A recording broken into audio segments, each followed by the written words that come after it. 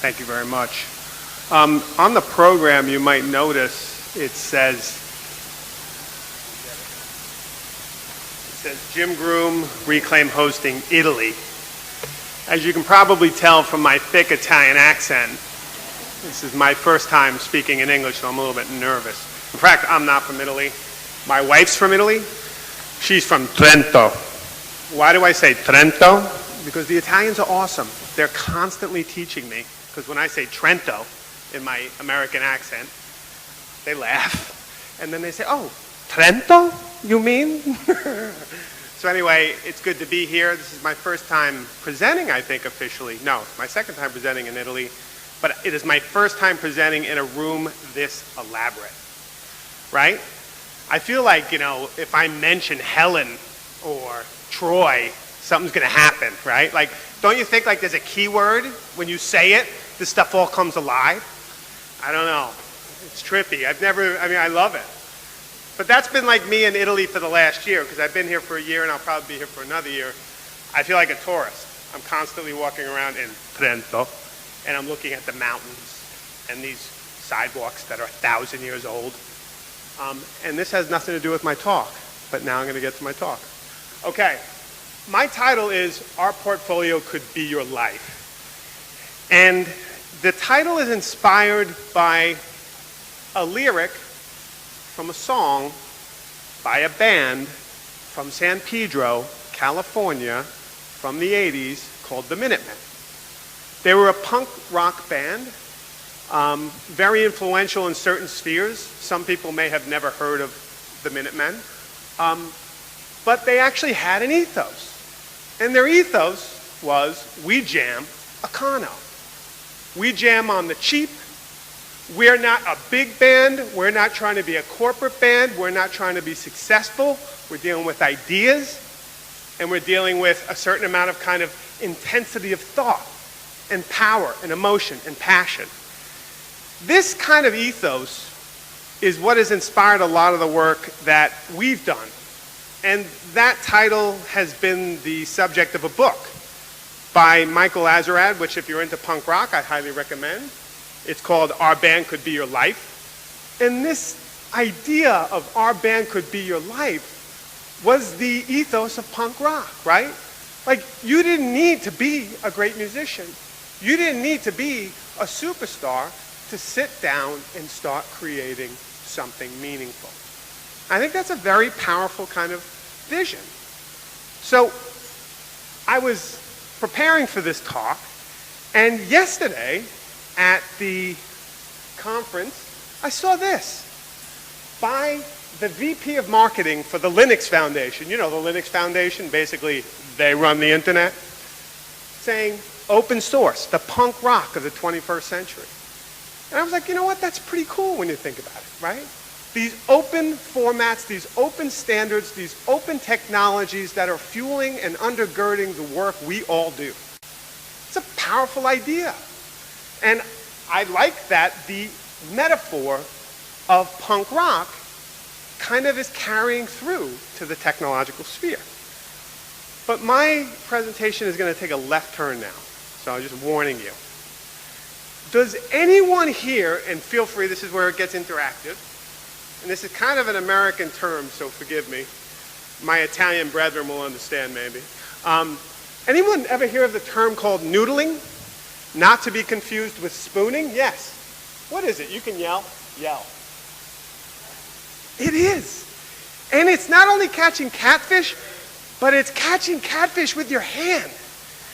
So these cats go down into holes in a swamp, and they stick their hand in. It could be a beaver, it could be, a snake, it could be who knows what, and they catch catfish. And if you go on YouTube, I warned you, if you go on YouTube, get ready, but if you go on YouTube, you can see some of these catfish are like 60, 80, 100, 200 pounds. And it's actually legal only in 12 states in America.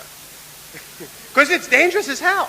You could drown, you could get attacked by a beaver. Beaver are particularly dangerous. And it's actually a thing.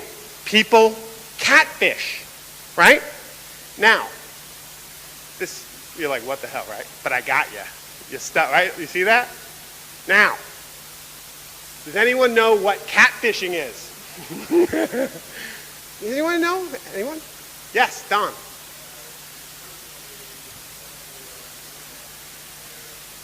Absolutely. It's a big problem. And again, on Twitter, I saw something that happened yesterday, and I'll talk about that for a second. Does anyone, I know you do, Phil, but does anyone else know who this person is? Here. I know one person does. Alan Levine. Yeah, Alan Levine, he's a blogger, writes about digital storytelling, and you'll notice, I know that, Phil knows that, like there's a triangulation of people who can confirm this identity. This is Alan Levine. Yet, this is a Facebook account for, can someone help me with the first name? My Italian is not that good. I'm kidding, it's not Italian. How would I pronounce that? Anyone? Okay, Carapai Jose Chaco. That's not Carapai Jose Chaco. That's Alan Levine, but this individual, this catfisher, has stolen these images and has actually taken on the identity, at least the physical semblance of identity, of Alan Levine, who's a prominent blogger, at least in educational technology. But the plot thickens. How many of you have heard of Alec Couros, another very prominent blogger, ed tech professor from Canada? He's actually at the University of Regina. And yesterday, Facebook canceled his account. They terminated his account. This guy has 2,300 friends on Facebook. He's been on Facebook for 10 years, right? He has like 100,000 Twitter followers. He's kind of like famous on the internet, right?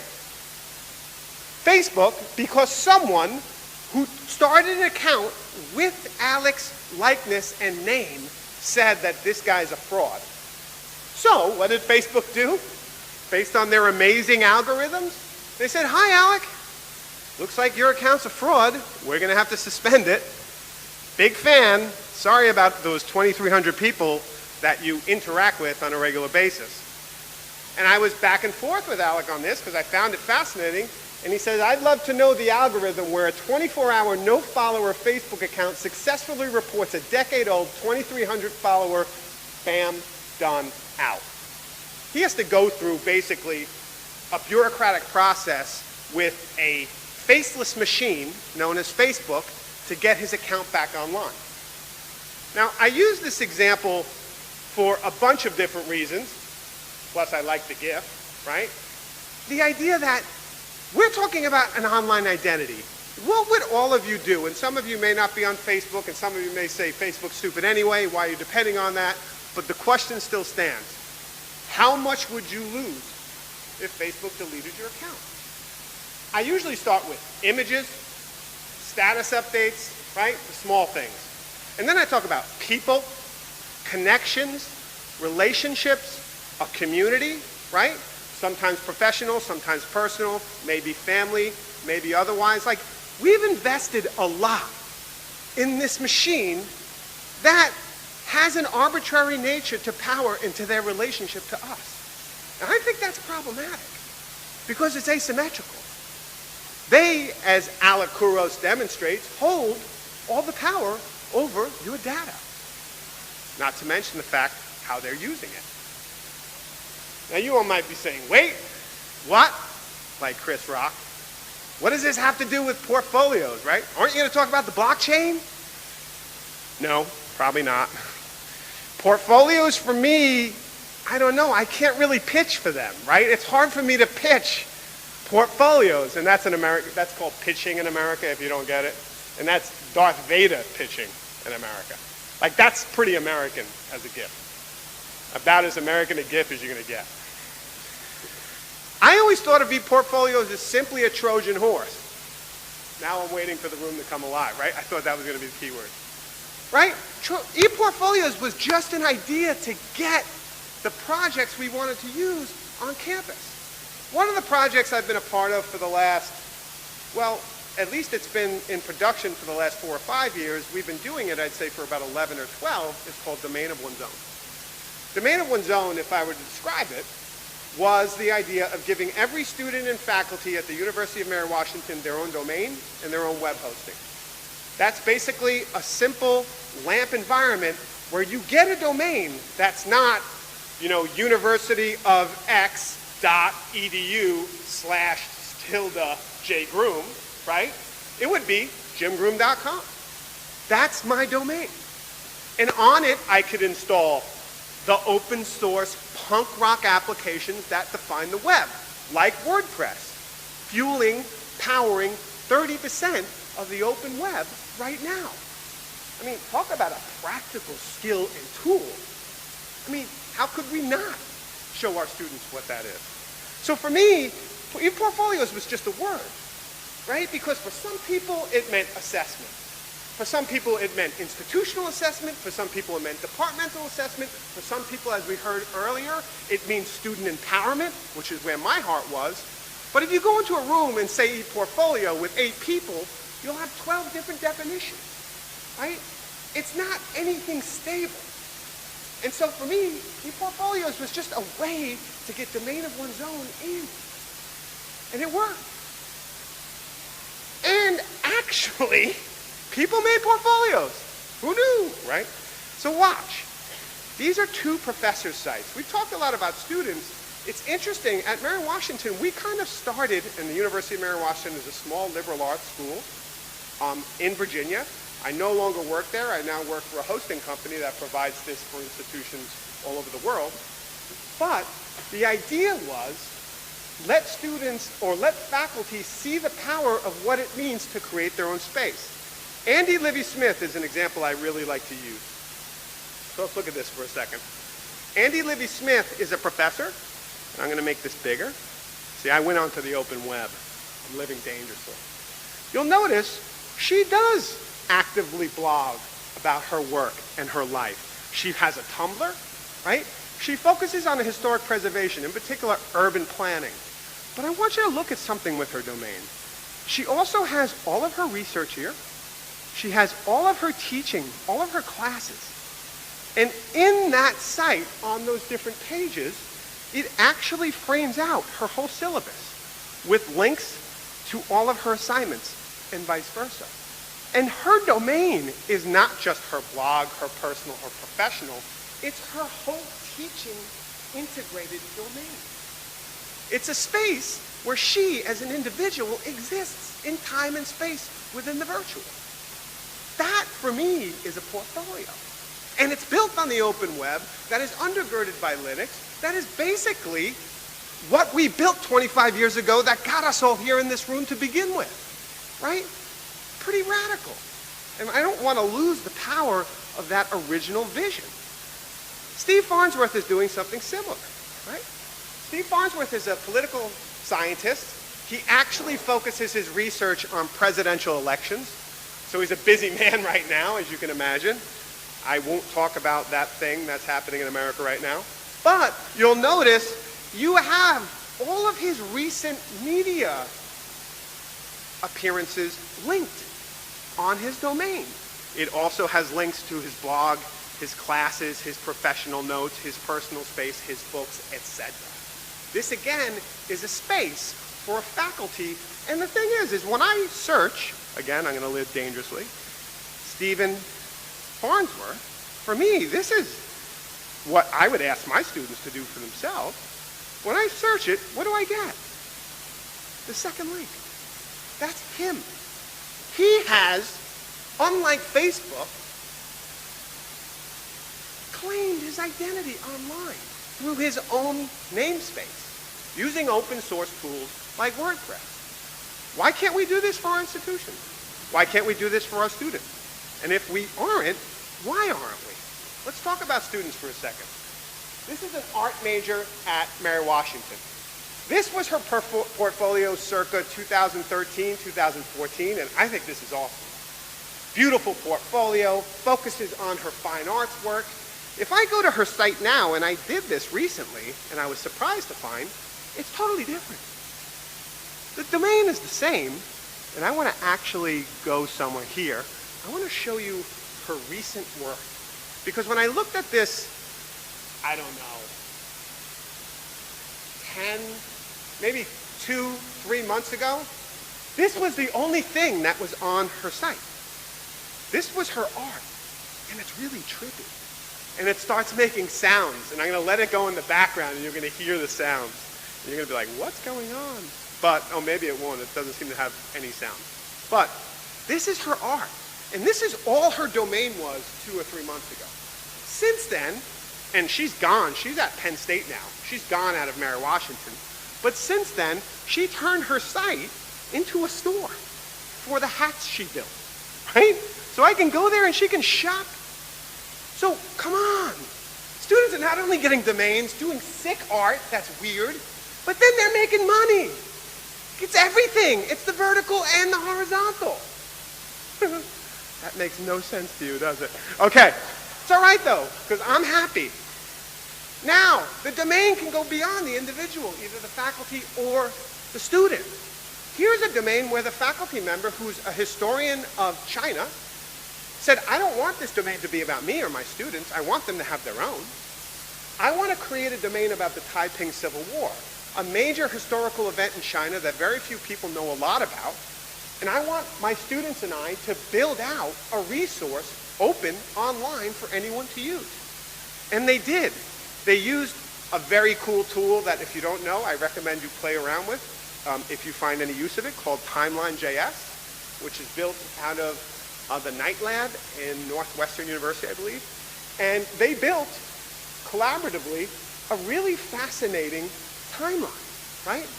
About this event, where millions of people died during a really tragic, violent civil war that few people know about.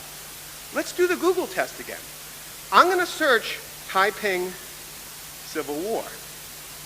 Hold on, if I can spell. And if I do, where does it show up? It's the third link. This is open education. This is the open web, right? This isn't a theoretical idea. This is people building the web we want to see as higher ed. And it doesn't start at the top with a mandate. It starts with faculty and students being empowered to create. And I think that keyword empowerment that we heard in the earlier presentation, for me, is what resonates. Now, before I start making sense, this is actually kind of moving in some really interesting ways. There's a project that Michael Wesch at the Kansas State University is playing around with right now called Anthropology 101. One of the things I really like about this site is the course has its own domain, like we saw with the Taiping Civil War, but it actually starts to do things a little bit differently and quite interesting. It starts to actually create a series of 10 projects or assignments for the students. And there are 400 students in the class. But not only the students could do it, but anybody can do it. So for example, if here are the lessons and challenges, if I go to the fourth one, called Get Uncomfortable, what happens here is you are asked as a student or as an open participant to put yourself in a position of discomfort, a place you wouldn't go.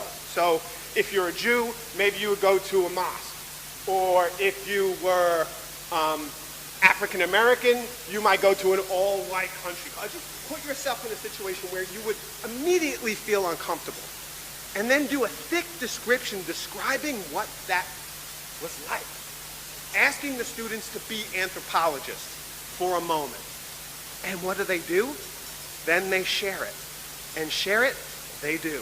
So all of these stories are thick descriptions of the students and open participants. So the course now has become an anthology of experience that the students are building. It's remarkable. So the domain now becomes a far broader vision of what teaching, learning, experience, anthropology, new media means. And I think for me, the domain is that. It needs to always already be the frontier of what we're thinking about with teaching and learning. Now, I am not cutting edge. I don't really know that much about the blockchain. In fact, if I had my will, this is where I'd always be. See the Atari 2600 there? This beautiful piece of machinery, right? This is an actual exhibit we created at the University of Mary Washington. We called it the UMW console, or the 80s living room. And we reproduced a living room from the 80s. And it was really cool because we had these transmitters from China that could transmit within a 15-meter radius a channel. So we got video from YouTube, and from an iPhone, it's getting complicated, I understand. From a Pi, a Raspberry Pi, we could run the video through the transmitter, and it would pick up on the channel. So you could actually change the channel and have a different channel, like CBS, NBC, ABC, if you're in America, actually being received by an antenna. And we put the real cartoons, commercials, etc. in. We reproduced, and it was interesting to think about how essential TV was to that medium, to that moment. And I think for me, when I talk about domains, when I talk about open source, when I talk about WordPress, when I talk about giving faculty, students, and staff their own space, I think of it as trailing edge technology. I don't think about it as cutting edge. I think about it as 15, 16 years, we've had the opportunity in higher ed to do this stuff, but we haven't. We depended upon LMSs, we depended upon closed systems, and we actually squandered a great opportunity. And for those of you who did do Web 2.0, you usually did it on the open web apart from your institution. And much goodness was lost as a result. Go back and find the archive. Does it still exist? Right? Kind of a tragedy. I do want to actually end, though, with a couple of points. There are two thinkers right now who are thinking far more intelligently about this space than I ever could. One of them was an old colleague who I miss dearly. I loved working with, Martha Burtis. She did a keynote presentation at the Digital Pedagogy Lab at UMW this summer. And one of the things she said that I really take to heart, and it goes to that point of digital literacy that we heard earlier, is this, and I'm going to read, forgive me. We can give students and faculty opportunities to begin to think critically about what they're doing online, not through either fear-mongering they've experienced in high school or through Pollyanna-ish rhetoric about the web being the ultimate democratizer, but rather by asking them to make things on the web, to grapple with those things, how those things are managed and controlled, and to consider how what they see on the web shows up on their screens. To actually critically interrogate what the web is. That is fueling so much of our knowledge production in this moment. Now, on top of Martha, I'll also end with Audrey Waters. Audrey Waters, arguably the most, I don't know, I think the most prominent critic of all things ed tech in the field, a truly brilliant thinker. And one of the things she says in a recent presentation when she was talking about domain of one's own at Middlebury College is she talks about this idea of me that I called my company Reclaim Hosting. It was infused by a lot of the work Audrey had already done. But she talks about what is it we're really trying to reclaim. Am I trying to get up here to say, hey, I think you and your students should build websites, woo, right? HTML for life. No. I think the idea of the web, the distributed nature of the web, was not only so that we have decentralized control, but the question she raises here, and I think this is, at least coming from where I come from at this moment in time, paramount, is reclaiming some sense of a discourse, reclaiming some sense of a conversation, reclaiming some sense of a kind of space in higher ed where we can actually talk intelligently, thoughtfully about these issues. For me, I think that's the greatest struggle. And whatever technology helps us conquer this and helps our students become and our faculty become more literate about the world we live in, the better off we'll all be, I think. So thank you very much for your time.